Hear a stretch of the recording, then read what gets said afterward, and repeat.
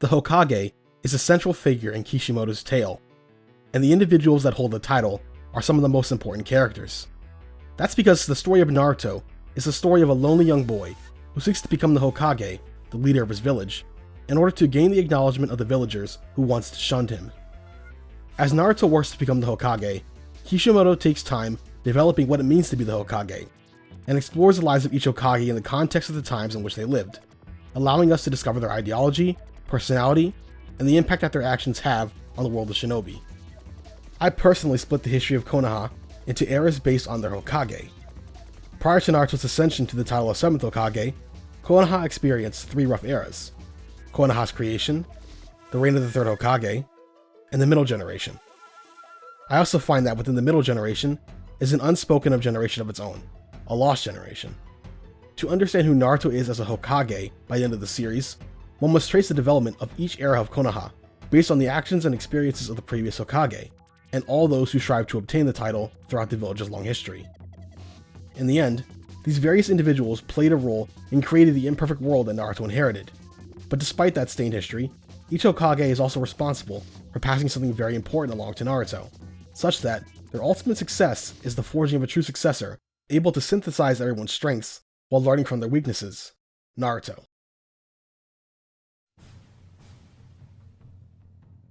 Prior to the creation of shinobi villages, various clans warred on behalf of feudal lords during the Warring States period. Hashirama and Tobirama grew up in turbulent times, seeing several of their siblings die before reaching adulthood due to the prevalence of war and their blood feud with the powerful Uchiha clan. Hashirama sought to create an era of peace and stability out of this chaos by forging a historic alliance between his Senju clan and his rival Madara's Uchiha clan. The merger of the 2 most powerful clans and their agreement with the Land of Fire sent shockwaves throughout the shinobi world, causing shinobi clans to coalesce into their own shinobi villages to counter the power of the newly birthed Konohagakure. Hashirama and Tobirama created an unlikely peace in an era of war. But within the creation was a latent darkness that would come to consume the shinobi world. Hashirama set a precedent for the Hokage to be strong, but he was also the first in a long line of seriously flawed individuals. Hashirama's failures as Hokage stem from one main flaw: his emotional fragility and weakness. The man who was feared as the god of shinobi was maybe the weakest Hokage of them all. The flashback that Kishimoto uses to explore the foundation of Konoha begins by following Madara and Hashirama as children. Madara famously was unable to stand having someone behind him, which translated into one of his main character flaws. What's less discussed is that Hashirama also had a flaw that was explored during the same story. Madara remarked that Hashirama was always too quick to become depressed and discouraged. He was the type to always give up too quickly, just as he quickly gave up on believing that he and Madara could remain friends as children. This flaw would rear its ugly head during Hashirama's biggest test as the first Hokage, which was fittingly a debate over who will become the second Hokage. Hashirama, in order to bring the village together, sought to name Madara the second Hokage, but Tobirama objected, citing village politics and the idea that Madara may not be accepted as the Hokage.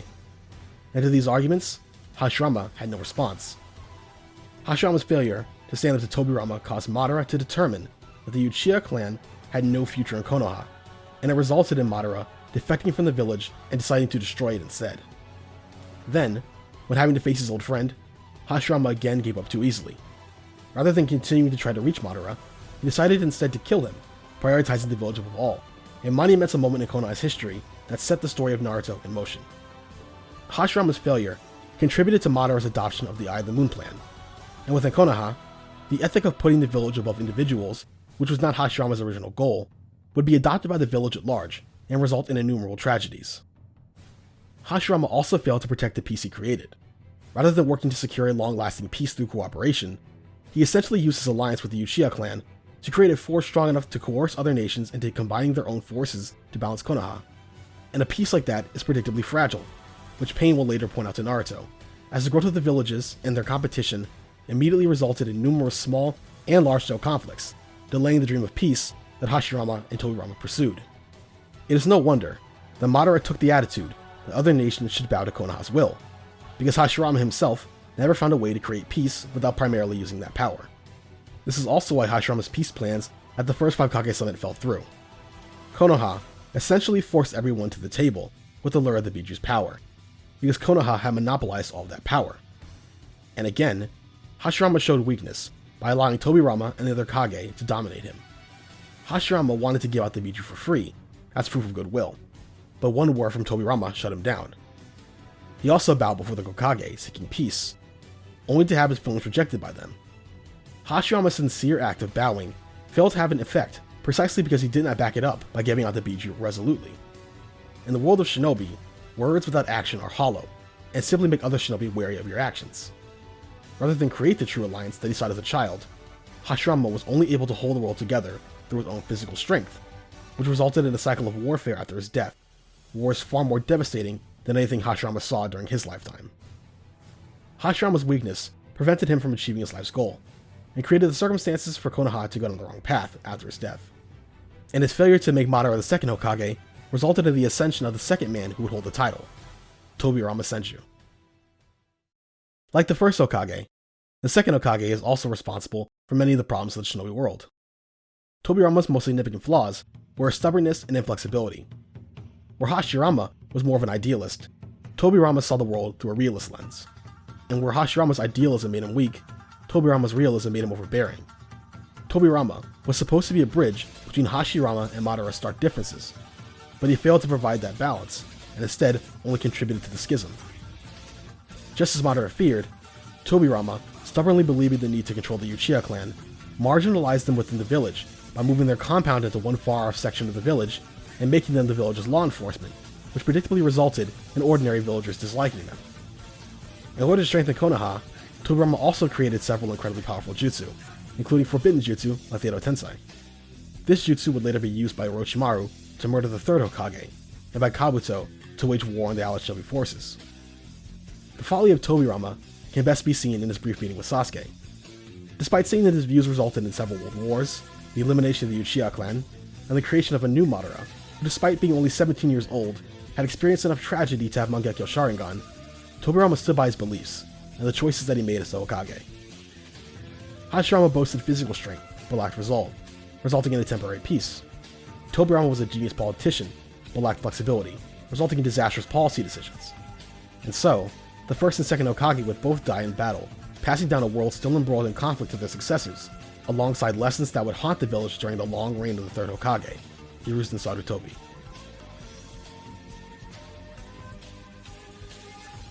Hashirama and Tobirama cultivated Hiruzen, training him, instilling Konoha's values in him, and imbuing in him the confidence that he needed to hold Konoha together in the midst of war. Hiruzen would extend the era of prosperity that the first and second Hokage created, and become one of the most beloved Hokage in history. But Hiruzen never moved the village forward, and this fact, along with the flaws in the village that Hiruzen inherited, would cause that era of prosperity to eventually end. Hashirama and Tobirama never came up with an answer to creating long-lasting peace, and instead settled for simply sustaining the power of the village. Hiruzen would do the same over the course of his time as Hokage, creating an era of stagnation and a cruel village. Where Hashirama lacked resolve and Tobirama flexibility, Hiruzen was plagued by indecision and inaction. The character who points this out best is his old pupil Orochimaru.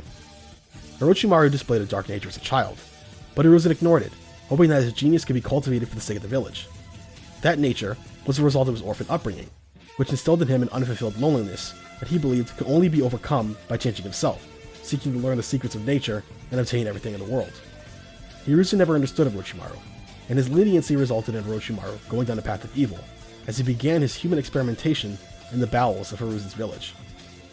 When Hiruzen finally saw what was going on, he again hesitated to strike down his student, allowing an S-class shinobi criminal to escape and eventually return to destroy the village.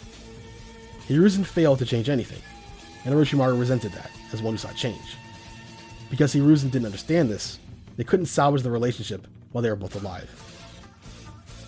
Like Hashirama, Hiruzen used his status as the most powerful Kage to protect Konoha, and like his predecessors, that reliance on power to keep peace caused conflict. Pain notes that the Second Great Shinobi War was caused by Konoha becoming too large and powerful under Hiruzen's reign, resulting in a deadly battle for resources with other nations.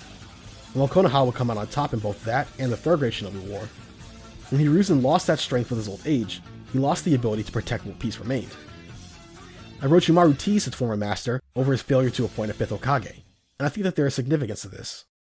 Perhaps, after giving up his seat to Minato, only to see him die in the Nine-Tails incident, Hiruzen became indecisive once again, not finding in himself the will to entrust the village to another young shinobi. His failure to find a successor in those years left him weak and allowed Orochimaru's war in the village to happen. Instead of facing Orochimaru alongside his other students, Hiruzen died unable to finish the job because by the time he found the will to do it, he lacked the strength. But Orochimaru is not Hiruzen's only failure. Hiruzen's relationship with Danzo is another example of Hiruzen's weakness as a leader. In the earlier era, Tobirama made the tough decisions for the village, but he at least had honor, sacrificing his life for his young subordinates and the future of the village. But Hiruzen was unable to handle the darkness of the village. As someone too indecisive to make difficult calls, he instead placed that burden on his lifelong friend and rival, Danzo. Danzo, unlike Tobirama, had no honor. Where Tobirama's marginalization of the Uchiha was unintended, Danzo's extermination of the clan was purposeful. And while Tobirama was content to die in the front lines for his successors, Danzo was a weak coward who could never volunteer to sacrifice himself for the village. Hiruzen and Danzo's mistakes while leading the village created the circumstances that the main characters of Naruto faced in present times. Take Sasuke for example. Danzo made no attempts to mediate between the village and the Uchiha, instead using Itachi and Shisui as sacrificial pawns for his manipulation and disposal. He led the Uchiha to the slaughter, and made Itachi a criminal to absolve Konoha's leadership. These actions caused Sasuke to turn to a dark path after discovering the truth behind the Uchiha massacre. Danzo also attempted to destroy Nagato's early Akatsuki organization, which resulted in the creation of Pain and Obito's transformation of the Akatsuki. With Naruto, Hiruzen hoped that Naruto might become a hero in the village for containing the Nine Tails, but this choice caused Naruto to face marginalization within the village and suffer from pain and loneliness for years. To protect the village by keeping Naruto's heritage a secret, Hiruzen did nothing to stop this. Hiruzen stagnated the village because he could only repeat the actions of his predecessors and could not move forward. Perhaps that's why Naruto was a Jinchuriki in the first place, as his mother and previous Nine Tails Jinchuriki, Kushina, was brought to the village, again as a child, to be a Jinchuriki because she was an Uzumaki, just like another Nine Tails Jinchuriki, Mito, who was both an Uzumaki and Hashirama's wife. Hiruzen also maintained other questionable systems, such as the Chunin exams, where young shinobi were sacrificed to keep peace in the shinobi world through informational warfare. Kabuto, Orochimaru, Sasuke, and many more tragedies within Konoha were created because Hiruzen never saw the need for change, and he allowed the village to rot from the inside out.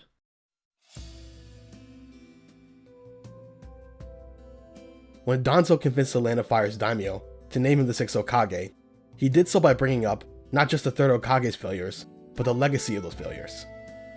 Danzo had not only witnessed Hiruzen's entire reign as Hokage, he had also experienced the two Hokage that came after him, Minato and Tsunade. Minato was taught by Jiraiya, Hiruzen's student, and Tsunade was taught by Hiruzen directly. Notably, both of them were Hokage for a very short amount of time, especially in comparison to Hiruzen, who held the position for decades during two separate stints as Hokage. And unlike the first three Hokage, we also get to see their youth. With Hiruzen, the story only follows him once he becomes Hokage, but we learn how growing up in Hiruzen's era impacted all the future Hokage. Hiruzen learned directly from the first and second Hokage, and was able to fully develop under their protection before becoming the third Hokage. But this new generation of Hokage were the first to never experience the founding of Konoha and did not have strong connections to Konoha's golden age. Tsunade was called out by Madara for not inheriting any of her grandfather Hashirama's abilities, and even Hashirama confirmed that the only thing she ever learned from him was how to gamble. The middle generation of Hokage, and the lost generation I will discuss in a bit, came of age during the era of stagnation that Hiruzen oversaw, which created a generation of flawed successors, all of whom were prevented from reaching their full potential. Tsunade, the oldest Hokage of this generation, was the granddaughter of the first Hokage, a member of the Sannin, and the founder of Shinobi medical law. Yet the vast majority of her prime was wasted because of the toll that Hiruzen's role took on her. During the Second Great Shinobi War, Tsunade lost the two people who were most important to her, her brother Nawaki and her boyfriend Don. Nawaki and Don shared the same dream, to be the Hokage. That dream led them to be shinobi, led them to war, led them to their deaths. And the loss of Don was especially hard on Tsunade, as his life was lost in part because she did not have the medical skills necessary to save him when he was gravely wounded in battle. After seeing those she cared about die because they put their lives on the line for the village, Tsunade decided that to seek the title of Hokage was to seek a meaningless and foolish death. After the war, Tsunade disappeared from the life of shinobi to avoid her problems and gamble. The events of Orochimaru's Operation Konoha Crush didn't help. Tsunade already knew that the first and second Hokage died before achieving their dreams of peace, so seeing Hiruzen die failing to achieve it as well only had the same effect on her. But the truth about Tsunade is that she wanted to believe in the dream of all Hokage. She was just afraid to do so because of her earlier losses. And that is when Naruto appears, bringing the same words and dreams, heck, even the same appearance of Nawaki, and softens Tsunade's heart. Yes, Tsunade did put him down a little bit and taunt him with a bed, but within that decision lies Tsunade's true intentions. Tsunade didn't have to give Naruto a week to master the Rasengan. She chose to do so because she wanted Naruto to ultimately prove her wrong. It also matched up with the timeline that Orochimaru gave her to finally turn it back on the village in Heal's arms, which would have undoubtedly have resulted in the destruction of the village once again. Orochimaru used a devious tactic to gain Tsunade's support, promising to return Dan and Nawaki to her through the Edo Tensei in exchange. But even before Naruto mastered the Rasengan, Tsunade was incapable of making that choice, because after watching Naruto, she couldn't shake the feeling that Dan and Nawaki had given her during their lives. And Naruto's fight with Kabuto settled everything for good. By mastering the Rasengan, defeating a Jonin that even gave Kakashi problems, and most importantly, surviving to tell the tale, Naruto proved to Tsunade that her history of tragedy need not be repeated. He was different. And for her part, Tsunade successfully saving Naruto, unlike how she failed to save Dan, was proof to her that she had improved, that she was stronger. She had protected the next generation, and taken on the mission of the Hokage, finding the resolve to become the 5th Hokage. Something I love about Tsunade is how even her abilities match the essence of being the Hokage. Unlike Orochimaru, who only cared about extending his own life, Tsunade uses a jutsu that shortens her life in order to protect Naruto, who she believes will fulfill Dan and Nawaki's dreams. She's also able to let go of the past to move on, unlike Orochimaru, because Naruto helped her reawaken that precious, long-lost feeling that she never truly forgot. After passing this test, Tsunade returns home to become the Hokage, but even she is far from perfect. She's still not very reliable, callously tells Rock Lee to give up his dreams after his fight with Gaara, and almost loses several Genin in the mission to bring back Sasuke. Tsunade, like the Hokage before her, has a significant flaw of her own, her rashness.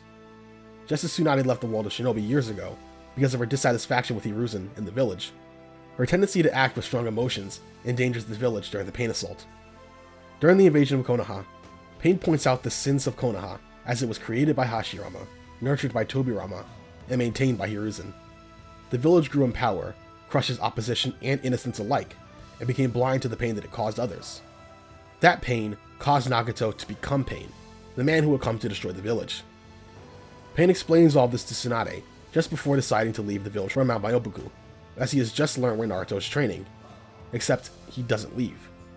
Tsunade, rather than letting him regroup as her Anbu attendant suggests to her, decides to angrily reply to Pain that his beliefs and charges against Konoha were invalid, that Konoha knew Pain just as well as his people did. In response to this insult, Pain changes course. Rather than leave to hunt Naruto, he decides to teach Konoha a lesson about what it really means to experience pain with his godlike abilities. Konoha was not destroyed by the almighty push because Nagato just felt like being evil. It was destroyed because Tsunade gave in to her anger, refused to try to understand Pain's ideology, and instead sent him off. The village created by her grandfather was destroyed due to her mistake, and hundreds were injured as well. And when facing Pain after the destruction, she's again unable to control her anger, rushing Pain in a suicidal charge before she's saved by a very familiar face. Looking back over a decade before Tsunade faced Pain, another Hokage faced a similar crisis and was tasked with saving the village, the 4th Hokage, Minato Namikaze. The circumstances of Minato's life were similar to Tsunade's, and they share interesting traits. Minato, like Tsunade, was a genius. He was the star pupil of the Sannin Jiraiya, creator of the Rasengan, and the man feared by all shinobi as the Yellow Flash. And just like Tsunade, the world Minato grew up in created challenges that would trip him up. Kishimoto has a way of taking a character's strengths and flipping it around to great effect. He made Hashirama, the most powerful Hokage, mentally weak. The most logical of the Hokage, Tobirama, acted irrationally when it came to the Uchiha. The wisest Hokage, Hiruzen, was responsible for some of the worst decisions made by Konoha. The medical ninja, Tsunade, was unable to heal her loved ones or herself. And Minato, the fastest man alive, was always too slow when it mattered most. When his young students Obito, Kakashi, and Rin went on a mission to destroy Kanabi Bridge during the Third Great Shinobi War, Minato was too late to save them. Minato had even gifted Kakashi a kunai with a flying Raijin mark so that he could come and save them if they were ever in danger. But on that day, he failed to defeat the enemy fast enough to reach his students, and as a result, Obito was lost in the battle. Despite this failure, Minato would not quit his path like Tsunade. He would still become Hokage, and his greatest mistake would come back to haunt him early in his rule. The student he was too slow to save was found by Madara and twisted into a villain willing to destroy Konoha and the rest of the world to achieve his goals. That man, Obito, will return to Konoha years later to retrieve the Nine-Tailed Fox and devastate the village. And even though he was able to outspeed Obito in their famous clash, Minato was once again too slow. Minato was too focused on protecting his son, his wife, and the village. As a result, he failed to notice that the man behind the mask was his former student. Minato didn't just fail to notice who the masked man was, he explicitly told him that it didn't matter who he was, a statement that may have contributed further to Obito's identity crisis and his later adoption of the names Toby and Nobody. Minato did not find out that Obito was behind the attack until it was far too late, over a decade later, when during the Fourth Great Shinobi War, he faced Obito once again. And fittingly, Minato only discovered this when he was again too slow to do his job, failing to kill Obito before he could become the Ten-Tailed Jinchuriki. Minato always breaks my heart as a character, because he was filled with so many regrets. He regrets failing to save Obito, letting his wife die, himself dying too early, and having to burden his son Naruto with being a Jinchuriki and having to save the world. And in that moment, he gained another regret, failing to see Obito when there was maybe still time to save him. Just as Hashirama failed to understand Madara, Tobirama failed to understand the Uchiha, Hiruzen failed to understand Orochimaru, and Tsunade failed to understand pain, Minato failed to understand Obito. In fact, he never tried. Each Hokage has their failures, and one that unites them all is that they were all either unable or unwilling to understand their foes, which was necessary to attain the peace they sought. Kishimoto explores the idea that peace can only come through mutual understanding, so this communal flaw that the Hokage all embodied is in large part responsible for the continuation of the calamities of the village and the larger shinobi world. These continued failures resulted in one final, significant era that took place in the background of the 3rd through 5th rules, the Lost Generation. The first 3 Hokage continued a cycle of hatred and violence, which created a long line of sorrows. Over time, these failures accumulated, hurting younger and younger shinobi. Tsunade was at least able to retire as Hokage. Minato was not so lucky. And within the same generation as them is the Lost Generation, an era populated by shinobi prevented from even becoming Hokage. Consider Hiruzen again. He was nurtured by the 1st and 2nd Hokage until the day he became Hokage. But what if something pushed him off the path before he reached that point? Hiruzen's failure to find a successor was due to the consequences of the era that he oversaw. Remember Dan, who Tsunade loved? He himself was an exceptional shinobi, enough so that Kabuto saw fit to revive him alongside former Kage, Kike Genkai users, and other legendary figures during the 4th Great Shinobi War. Why was he able to be revived? Well, because he died prematurely. Orochimaru was also unable to be properly led by Hiruzen, which crossed another potential Hokage candidate off the list. Orochimaru's defection impacted another Hokage candidate in Jiraiya, who became convinced that he himself was a failure and unworthy to hold the title. Sasuke's father Fugaku, the child prodigy Itachi, Shisui the Teleporter, Konoha's White Fang, and many others were prevented from becoming Hokage due to the circumstances created by the previous Hokage. Of these, the tragedy of the White Fang may be the saddest, because it impacted 2 others who would take the title of Hokage. Sakumo Hatake was one of Konoha's most notable shinobi, so powerful that his name was revered alongside that of the Sannin. But he ended up taking his own life after facing intense condemnation within the village for abandoning a mission in favor of saving his teammates. This attitude was the direct result of Hashirama's failure, which instilled a toxic culture in Konoha of valuing the village and its mission above everything. The death of the White Fang deeply impacted his son Kakashi Hatake, who himself boasted genius credentials as a child who managed to become a Jonin by the age of 12. Kakashi was on the fast track to becoming Hokage until he experienced the same tragedy as Minato during the 3rd Great Shinobi War, the loss of Obito.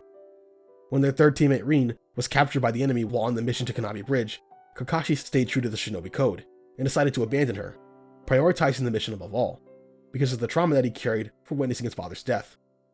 And while Obito correctly stayed firm in his belief that those who don't value their friends are worth even less than rule breakers, Kakashi was too late to understand this. Because of his tardiness, Obito was ambushed by the enemy, and Kakashi lost his eye trying to save him, such that when they tried to escape with Rin, Kakashi was handicapped by his injury, and Obito was forced to sacrifice himself to save Kakashi's life. That day, 2 heroes were born in Konoha, but 2 Hokage died. Obito Uchiha, who was very much like Naruto, endeavored to silence his doubters, become Hokage, and change the world. But this tragedy led him down the path to become Madara's partner and the secret leader of the Akatsuki. And while he would one day become Hokage, Kakashi should have become Hokage much earlier. You see, in Naruto, chakra and jutsu are created by the combination of a shinobi's physical and mental energy. That is why characters like Naruto are at their strongest when they are mentally resilient, and don't perform as well when they are troubled. The Obito incident hung over Kakashi's life like a dark cloud for years, which stunted his growth until Naruto's influence allowed him to rediscover himself and grow stronger during Shippuden. One of the reasons that I believe that Kakashi's significant power-ups later in the story have meaning behind them is a conversation that Kakashi has with Tsunade in part 1, where she chastises him for losing to Itachi and Kisame after healing him out of his post-Tsukuyomi coma. Tsunade was disappointed that Kakashi lost because she considered him a natural genius, and was surprised by his lack of development. Had Kakashi not faced the tragedies of his father and Obito, I believe that he wouldn't have stagnated, and would have instead become a great successor to Hiruzen. An entire line of shinobi, thrust into 2 world wars that they didn't start, were cut down before they could become pillars of the village like Hiruzen. And that's not to blame everything on Hiruzen, of course. Hashirama was responsible for some of the village's flaws, as was Tobirama. Even Tsunade and Minato failed to overcome their predecessors and engaged in similar actions. Thus, we can conclusively say that the reason Naruto is so exceptional as the 7th Hokage is because he contrasts the history of the previous Hokage, which was nothing but a painful legacy of failure, causing generation after generation of shinobi to be cut down in their prime, unable to achieve the dream of peace. Except, there's a lot more to that legacy.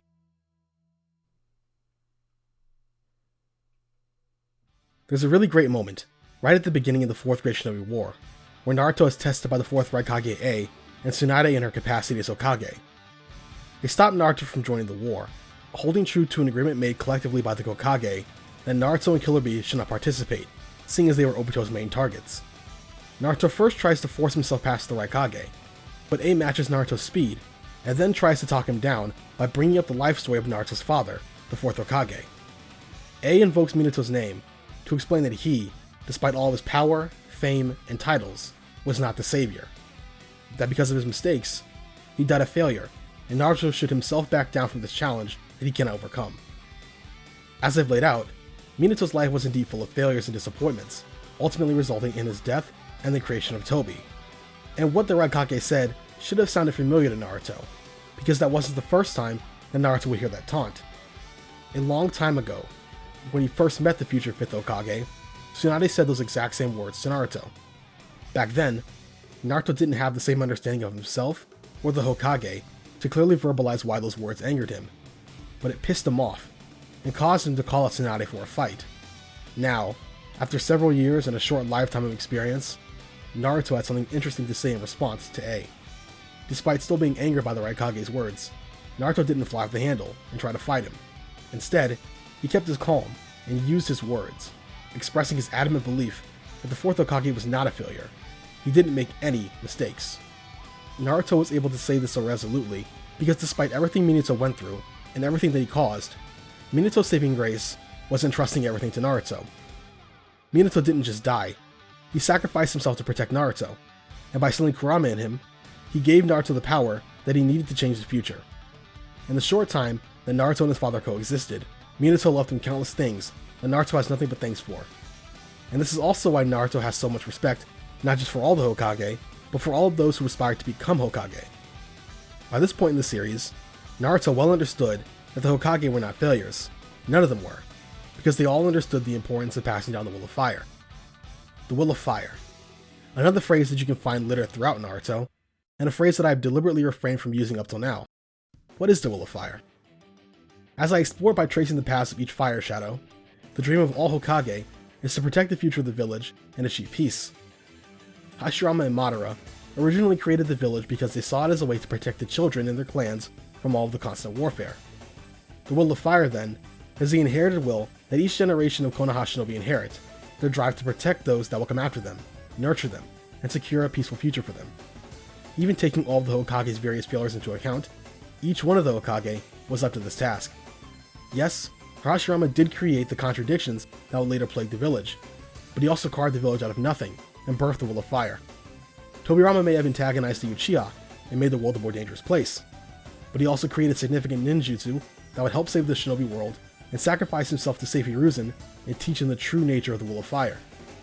Hiruzen, for his various missteps, cultivated not just Naruto, but those that cultivated him and his generation. The one who taught Jiraiya, who would eventually journey out to find the path to peace and the savior, was him. The one who raised Asuma to be the shinobi who would teach Shikamaru about the true king was also Hiruzen. Hiruzen did an excellent job of protecting the promising young buds in his village, and he died to create a better future for them, just as his teachers did. After being brought back to her true self, Tsunade backed up Naruto more than anyone, whether it was against Orochimaru, Danzo, Konoha's elders, Pain, or even the other Kage.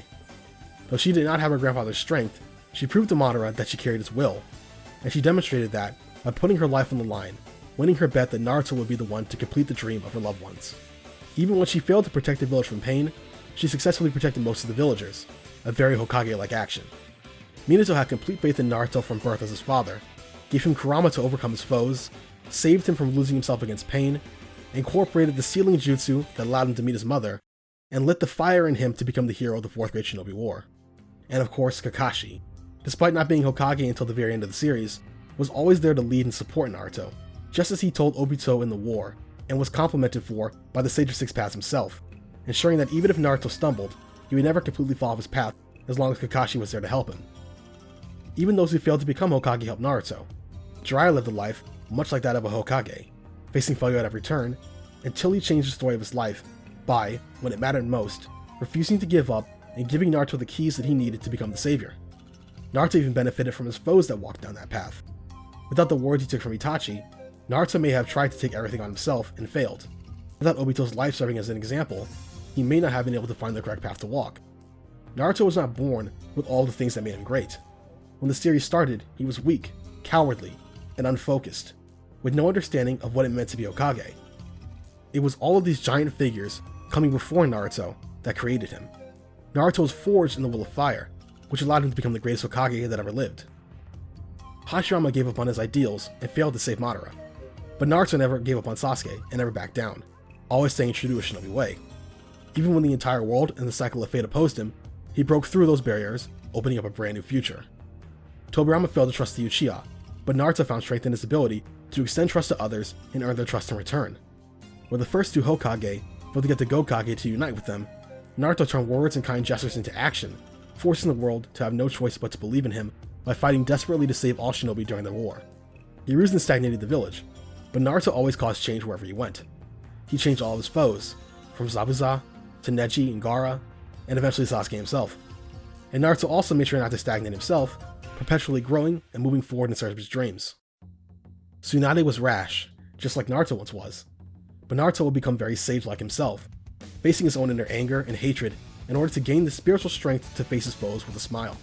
Minato failed to show up on time, but whether it was rescuing Inari, saving Sasuke in the forest of death, appearing to defeat Pain, or showing up just in the nick of time to alter the course of the 4th Great Shinobi War, Naruto proved that a true hero always shows up on time.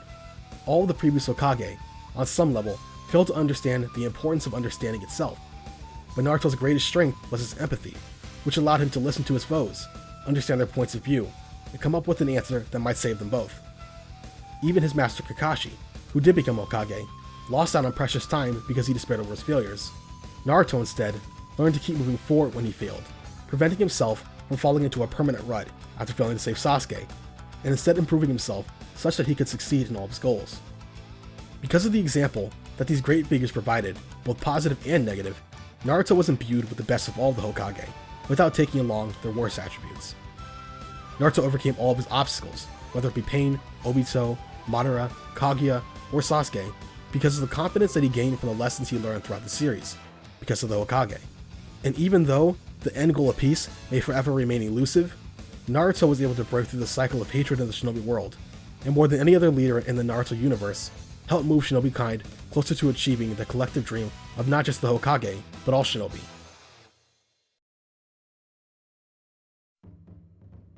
Something that I have heard more than once in the general anime community is that Naruto's goal of becoming the Hokage doesn't really mean all that much in the actual story of Naruto. That Naruto doesn't do anything to become Hokage in terms of taking real concrete steps. He doesn't pass the Chunin exams, he never becomes a Chunin or a Jonin, and he doesn't fill out a checklist of accomplishments to claim the title, which to some means that Kishimoto didn't do enough with the concept of becoming Hokage, a serious criticism given that it was Naruto's dream. Respectfully, anyone who thinks this couldn't be more wrong. The meaning behind the very idea of the Hokage is integral to the entirety of Naruto as a whole. It's why Naruto never stops focusing on it, and why Sasuke comes up with his own opposing idea of what it means. When the story began, Naruto simply wished to be the Hokage because he was lonely. He believed that everyone had to like the Hokage, so if he were to become the Hokage, he would automatically gain everyone's love and respect. This type of naive, but understandable misconception is something that makes Naruto endearing, and it lends to his ensuing journey to become the Hokage because on that path, he learns what the Hokage is, and that there is no one way to becoming Hokage.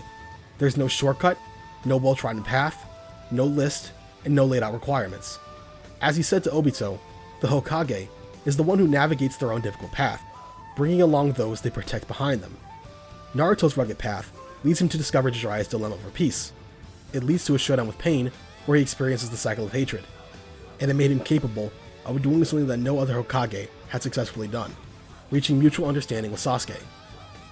By the end of it all, Naruto achieved everything he wanted. He earned the love and adoration of not just the village, but the entire world.